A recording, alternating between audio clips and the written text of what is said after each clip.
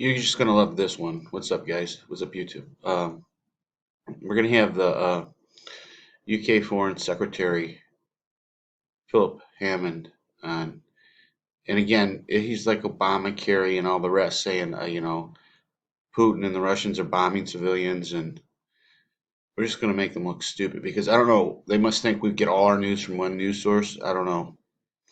Have a listen. Britain's foreign ministers lashed out at Russia and President Putin, saying the country's actions in Syria are undermining the international peace effort. Let's get more from our correspondent in London, Polly Boyker. Hi there, Polly. Didn't spare his language, did he, Philip Hammond? He's used some quite strong rhetoric here. What was actually said? Put a bit more meat on the bones of this. Yeah, he didn't mince his words. I have to say, these aren't the most diplomatic comments I've heard coming from Philip Hammond. He accused Russia of bombing opponents of the Syrian government rather than Islamic State targets. He said that through its actions, Russia had strengthened the Islamic State in Syria rather than diminishing the terrorists' capabilities. That's the crux of what he said. But take a listen to how he said it. The Russians say, let's talk. Then they talk and they talk and they talk.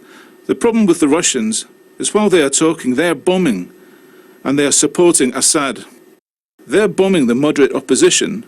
Their intervention is strengthening Daesh on the ground, doing the very opposite of what they claim to be wanting to achieve.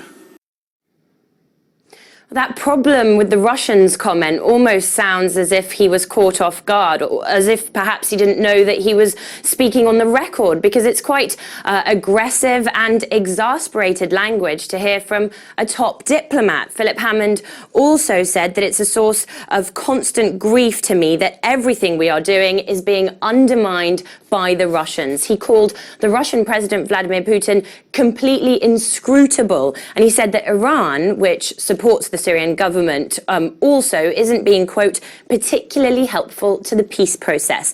Now, the timing of these comments to come from the British Foreign Secretary is interesting because, of course, we're hearing them the same day that the Syrian peace talks are officially kicking off in Geneva at the United Nations. And Philip Hammond's evaluation of the situation in Syria doesn't differ very much from what we've been hearing from the Syrian opposition. Let's take a listen to what their spokesperson said about Russia's involvement.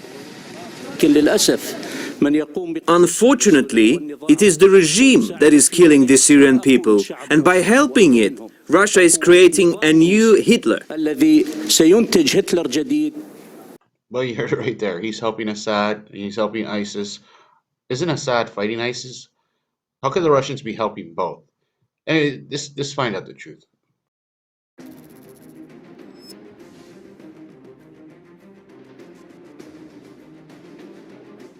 Last weekend, the Syrian Arab Army, SAA, continued to pressure ISIS militants in the Aleppo province, capturing the villages of Tanuza and Afesh.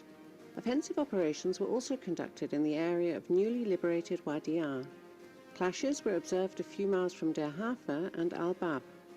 However, the main direction of the SAA's efforts was a push from the Quarries airbase towards the city of Aleppo.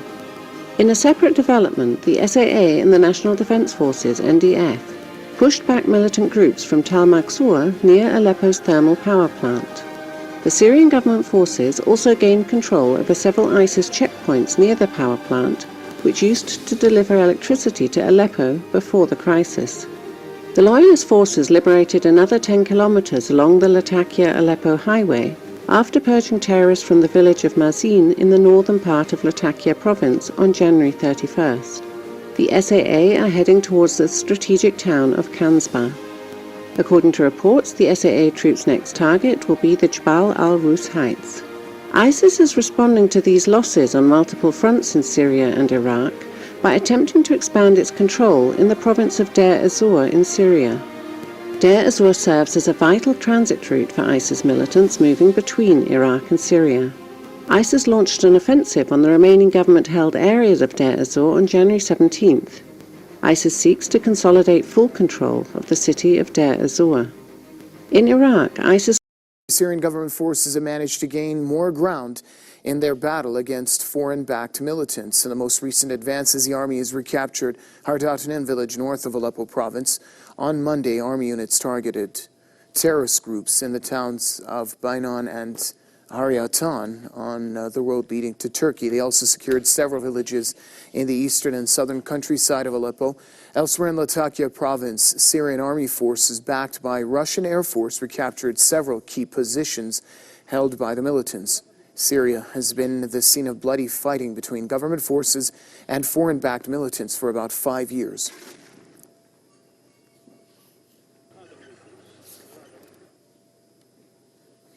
Ala Ibrahim, our correspondent, joins us now via satellite from the Syrian capital, Damascus. Ala, welcome to the program. Talk to us about the recent gains made by the Syrian government north of Aleppo, and also there were also, other gains made in Latakia province as well. Bring us up to speed on what took place today. The Syrian army has announced that it has fully controlled the town of Dwar al-Zaytun in the northern countryside of the city of Aleppo. This means that the Syrian army has managed to connect areas it had previously controlled in another town called Bashkoy. And this is very important because it signals that the Syrian army is very close into imposing a full siege on rebel-held districts and parts of the city of Aleppo, which means that the control of insurgents over these parts of the city of Aleppo is only a matter of time before the Syrian army manages to fully eliminate all insurgents' presence inside the city. Also, the Syrian military operation that is undergoing right now is successful. This means that the siege on the towns of Nubbul and Al-Zahra, which have been under siege for over 4 years now, this siege could be broken, and this would mean that the Syrian army would have control over new areas, and the areas would have significant value for any future military operations, not to mention that this ends any hope for Turkey to establish a buffer zone or a no-fly zone or any kind of what it calls safe zones in the northern countryside of Aleppo or in northern Syria in general. That being said, this latest gain in Aleppo is directly connected with the Syrian army gains in the province of Latakia to the northwest of the country. The fact that the Syrian army, with the help of its allies and the Russian airstrikes, has managed to push insurgents out of the mountainous areas in Latakia countryside has made the insurgents push a large number of reinforcement towards Latakia, hoping to stop the advance of the Syrian army, and this has made other fronts very vulnerable to any other advances for the Syrian army. We should finally mention that the new move by the Syrian army, the new military operation, regardless of its results, it's a very strong indication especially the timing, because this comes at a time when the Syrian government delegation and the opposition are meeting in Geneva, and the Syrian army is sending a very clear signal that it has the upper hand on the ground, and it will decide the future of the country, and not just any political talks in any country aside from Syria. Although over the past weeks, we've been seeing the Syrian army gain momentum in liberating various areas from the Takfiri terrorists. In the bigger picture, how much of a setback has this been for the terrorists on the ground there? Well, it has been a major setback. I think the most important aspect of the recent series of setbacks is the fact that insurgents are losing border areas with Turkey. Now the Syrian army has sealed off the border between Syria and Turkey in Latakia province. The Kurdish militias advancing from eastern Syria have managed to seal almost 1/3 of the borders with Turkey, and now insurgents ISIL controls a small part of the borders with Turkey, and the rest of the borderline is controlled by insurgents from other radical factions like Ahrar al-Sham and Al-Qaeda affiliate in Syria and Nusra Front. But these areas is now only restricted in 2 provinces, Aleppo and Idlib. So we are looking now at a very realistic possibility of a military operation that could successfully seal off all the borderline with Turkey. And if this happens, this could spell doom for the insurgency in Syria, because insurgents are fully dependent on support and logistics that they receive through Turkish territory. So I think this is the most apparent aspect of the setbacks that the insurgents have suffered. Another aspect that they have suffered, they lost completely the province of Latakia to the Syrian government, bearing in mind that the province of Latakia, it's a mountainous area. Defending it should have been a much easier task for the insurgents, but they failed to hold on to it. And now the city, the province of Idlib in general, which is now considered the emirate of Al-Qaeda in Syria, is under a direct and a very credible threat from the Syrian army. And with the new advances of the Syrian army in the southern countryside of Aleppo, we can see that Idlib is being now surrounded from two sides. From the west, advancing Syrian army units from Latakia province, from the east, advancing Syrian army units and its allies coming from the southern countryside of Aleppo. Syria has accused the Turkish military of shelling a location in the country's northern Latakia province. The source added that civilians had been injured. The source said that Monday's shelling hit an area near Otera mountain and said that civilians were wounded. Meanwhile, the Russian Defense Ministry presented video evidence that it said showed the Turkish military shelling Syrian territory using heavy artillery positioned close to the border. Russian Defense Ministry spokesman Major General Igor Konashenkov said that the footage was irrefutable proof that the Turkish military had been shelling borderline Syrian settlements. Over the past 7 days, the Russian air grouping in Syria has performed 468 sorties, including 24 sorties performed from Russian territory by Tu-22 M3 long-range bombers. The Russian warplanes destroyed 1,354 terrorist facilities in the Syrian provinces of Aleppo, Latakia, Hama, Homs, Damascus, Raqqa, Daraa, and Deir ez-Zor. The Syrian Arab Army, SAA, and the National Defense Forces, NDF, have cut two main supply lines of ISIS militants in the northern Aleppo province, the Maskan-Aleppo and Haras al-Bab roads.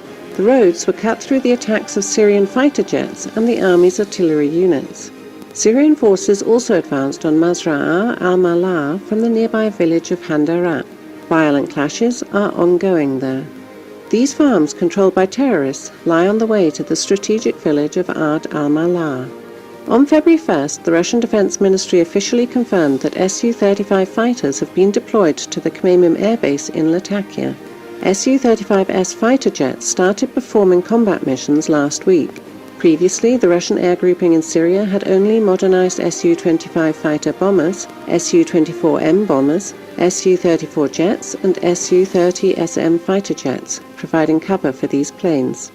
Also, the Varyag guided missile cruiser equipped with the Fort system and an S-400 long-range missile defense system deployed in late November are providing air defense of the base.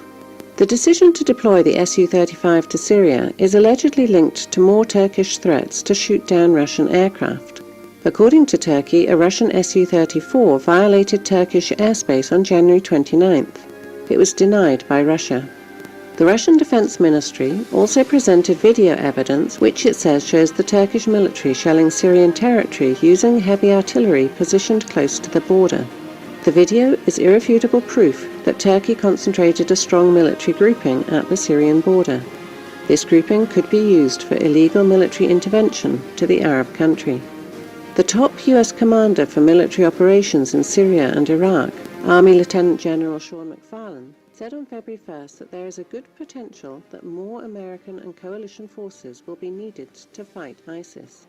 In other words, the US-backed forces in Syria do not show enough progress amid the advances of the Syrian government forces supported by Russia and Iran. Thus, the US urgently needs some success on the ground to strengthen its attitude in the ongoing negotiations on the solution of the Syrian conflict. So if the Russians and the Syrians are doing so well, they're about to cut off the supply lines to Turkey. Why do we need to get involved in Syria if they're about to defeat ISIS, Daesh?